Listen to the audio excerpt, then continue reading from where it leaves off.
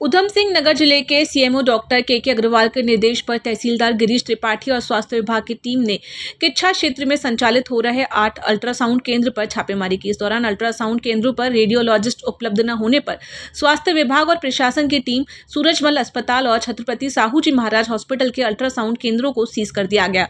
वहीं मुख्य चिकित्सा अधिकारी डॉक्टर के अग्रवाल ने बताया कि सीमावर्ती इलाकों पर विशेष निगरानी एवं सतर्कता अभियान चलाया जाएगा ताकि अवैध लिंग चयन एवं भ्रूण हत्या जैसी गतिविधियों पर पूर्ण प्रतिबंध लगाया जा सके।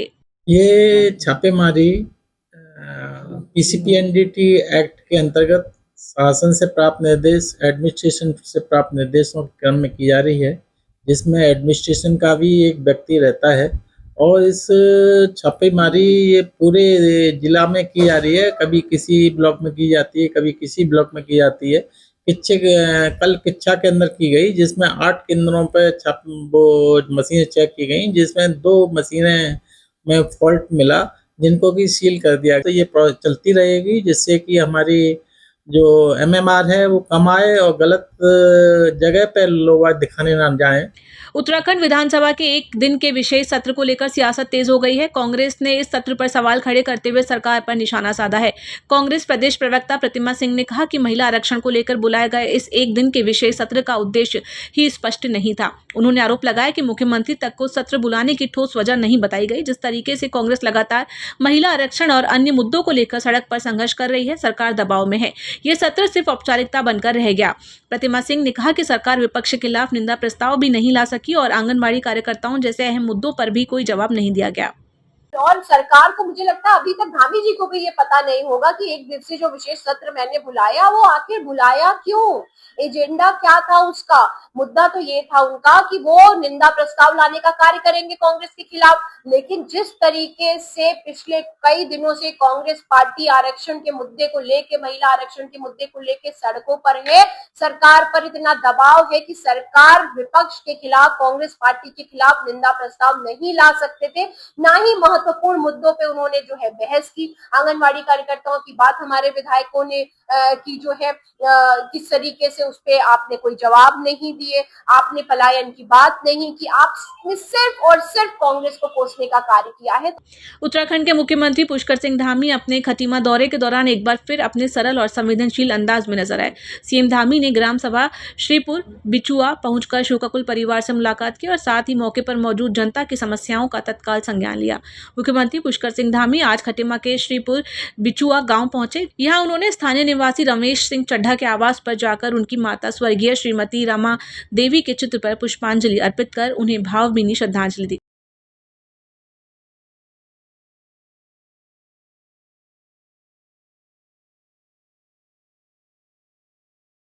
हमारी सरकार के 4 साल का कालखंड एक दूसरी सरकार का भारतीय जनता पार्टी का पूरा हुआ है और हमने प्रयास किया है कि एक एक पल और एक एक क्षण राज्य के विकास के लिए समर्पित किया जाए, राज्य के अंतिम क्षण में रहने वाले लोगों के लिए समर्पित किया जाए, मातृशक्ति को समर्पित किया जाए और जिसको ध्यान में रख के आदरणीय प्रधानमंत्री मोदी जी ने इसकी मातृशक्ति को सभी प्रकार की भागीदारी, सभी प्रकार के अधिकार देने के लिए नारी शक्ति बंधन अधिनियम 2023 में लेकर आए थे।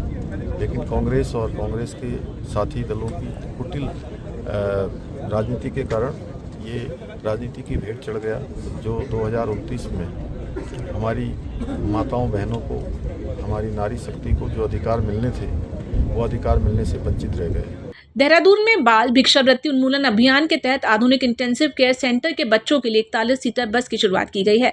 जिलाधिकारी सविन बंसल ने बस को हरी झंडी दिखाकर रवाना किया, जिससे अब बच्चे स्कूल बस से आ जा सकेंगे। डीएमएफ फंड से मिली इस सुविधा के साथ सेंटर में नव निर्मित डॉर्मेट्री का भी उद्घाटन किया गया। अब तक 369 बच्चों का रेस्क्यू किया जा चुका है, जिनमें से 200 से अधिक को शिक्षा की मुख्यधारा से जोड़ा गया है। जिला प्रशासन द्वारा बच्चों के पुनर्वास, शिक्षा और कौशल विकास पर विशेष ध्यान दिया जा रहा है। वहीं निगरानी और रेस्क्यू के लिए होमगार्ड जवानों की भी तैनाती की गई है। मुख्यमंत्री जी के निर्देशानुसार हमारे जनपद देहरादून में कैपिटल में ये प्रोजेक्ट शुरू किया गया था, जहाँ पर हमारे बच्चे हैं जो स्ट्रीट्स पे हैं, बेगरी में इन्वॉल्व थे और शिक्षा से वंचित थे, जो हमारी बेसिक उनके मौलिक अधिकार हैं उनसे वंचित थे। तो ये प्रयास शुरू किया गया था जिसमें उनको रिकवर करते हुए, सारी लीगल फॉर्मेलिटीज़ पूर्ण करते हुए पहले उनका एक बिहेवियरल चेंज ट्रांजिशन में लाया जाए, उनको ये एहसास कराया जाए कि शिक्षा क्यों ज़रूरी है और उनका स्थान क्यों स्कूल में है। तो इसी के दृष्टिगत जो हमारी पहले 3 बसेस थी वो सैचुरेट हो गई थी और एक बड़ी बस की और आवश्यकता महसूस हुई, उसी वजह से आज इसका शुभारंभ किया गया और उम्मीद करते हैं कि ये प्रोजेक्ट ऐसे ही आगे चलता रहेगा, क्योंकि ये कंटिन्यूस एफर्ट है। हमारे जितने ज़्यादा से ज़्यादा बच्चे लाभान्वित हो सकें, हमारे मेन स्ट्रीम में जुड़ सकें, शिक्षा की मुख्य धारा में आ सकें और आगे रिटेन रहें, यही हमारा लक्ष्य है। चारधाम यात्रा में आस्था का सैलाब उमड़ता नजर आ रहा है। श्रद्धालुओं की संख्या लगातार नए रिकॉर्ड की ओर बढ़ रही है। शुरुआती आंकड़े ही साफ संकेत दे रहे हैं कि इस बार यात्रा को लेकर जबरदस्त उत्साह है। देश विदेश से बड़ी संख्या में भक्त धामों की ओर रुख कर रहे हैं। प्रशासन के लिए भी एक बड़ी चुनौती और जिम्मेदारी बनकर सामने आया है, लेकिन तैयारियों के बीच जो रुझान सामने आए हैं वो साफ बताते हैं कि इस बार यात्रा में पिछले सभी रिकॉर्ड टूट सकते हैं। आस्था, विश्वास और श्रद्धा का ये महाकुंभ इस बार और भी भव्य और भी विशाल होने जा रहा है। देखिए, चारधाम यात्रा को लेकर लोगों में बहुत उत्साह है। पूरे देश दुनिया के सनातनी चारधाम आना चाहते हैं, उसके अनुरूप सभी व्यवस्थाएं यहाँ पर की गई हैं। अच्छी चारधाम यात्रा चल रही है और लगभग एक सप्ताह में 5 लाख से भी अधिक लोगों ने चार धामों के अभी तक दर्शन कर लिए हैं। और चूँकि अब मई का महीना आने वाला है, इस महीने यात्रा पूरे फुल स्विंग में होगी, तो हमारा सभी प्रयास है सभी यात्री यहाँ से एक अच्छा अनुभव लेकर जाएं। महिला आरक्षण को लेकर ऑल इंडिया महिला कांग्रेस देश भर में पोस्ट कार्ड कैंपेन चला रही है, जिसके माध्यम से महिला आरक्षण को लागू करने की मांग भाजपा सरकार से की जा रही है। इसी क्रम में उत्तराखंड महिला कांग्रेस ने भी पोस्ट कार्ड के माध्यम से महिला आरक्षण की मांग की। जनरल पोस्ट ऑफिस देहरादून में पहुंचकर प्रदेश कांग्रेस महिला अध्यक्ष ज्योति रोतेला समेत महिला कांग्रेस के पदाधिकारियों ने पोस्ट कार्ड, जिसमें लिखा था कि 33% महिला आरक्षण लागू किया जाए, को हाथ पर लेकर अपनी मांग को दोहराया और पोस्ट कार्ड को पोस्ट बॉक्स में डाल प्रधानमंत्री कार्यालय को प्रेषित किया गया। देखिए, जो भारत सरकार है, मोदी जी की जो सरकार है, भाजपा की जो सरकार है, उसने अभी 3 दिन का विशेष सत्र बुलाया है संसद में और महिला आरक्षण को लेके लोगों को भ्रमित करने का काम सरकार कर रही थी। परिसीमन की आड़ में संविधान से छेड़छाड़ करना चाहती थी।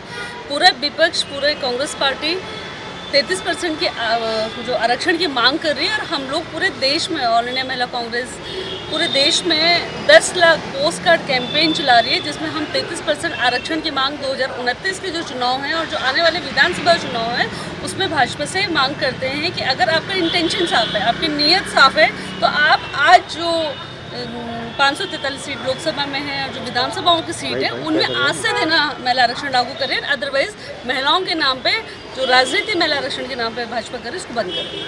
पिछले 2 दिनों से भारी बर्फबारी के बावजूद भारतीय सेना और गुरुद्वारा श्री हेमकुंड साहिब प्रबंधन ट्रस्ट के सेवादारों की संयुक्त टीम द्वारा बर्फ हटाने का काम किया गया। भारतीय सेना की 418 इंडिपेंडेंट फील्ड कंपनी की टीम सूबेदार के नेतृत्व में समर्पित सेवादारों के साथ अटल कोटी ग्लेशियर को सफलतापूर्वक पार कर चुकी है और अब श्री हेमकुंड साहिब से मात्र 1.5 किलोमीटर दूरी पर है। टीम भारी बर्फ को काटते हुए ऊंचाई वाले ट्रैक मार्ग को तीर्थयात्रियों के लिए सुरक्षित बना रही है। आशा की जा रही है कि पूरा मार्ग निर्धारित समय से पहले साफ हो जाएगा, जिससे श्री हेमकुंड साहिब के पवित्र कपाट शनिवार 23 मई 2026 को खोले जा सकेंगे।